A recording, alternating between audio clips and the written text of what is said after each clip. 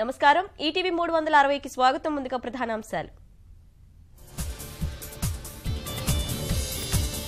అభివృద్ధి పనులు సంక్షేమ పథకాల పనితీరుపై ఆరా. రేపు అన్ని రాష్ట్రాల సీఎస్లతో భేటీ కానున్న ప్రధాని.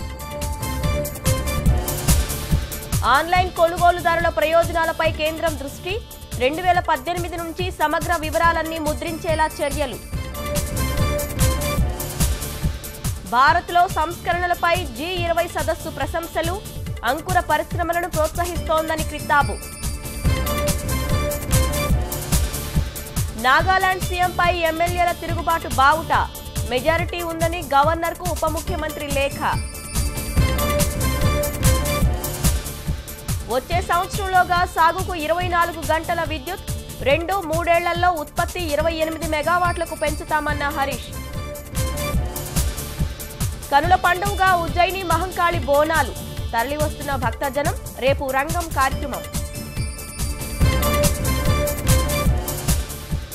అభిషేకాలు సంకీర్తనతో మారుమోగిన సాయి మందిరాలు. ఘనంగా గురు పూర్ణిమ పర్వదిన వేడుకలు. మహిళల గోల్ఫ్ టోర్నీలో రికార్డు సృష్టించిన అధయ. విజేతగా నిలిచిన అత్యంత చిన్న వయస్కురాలిగా గుర్తింపు.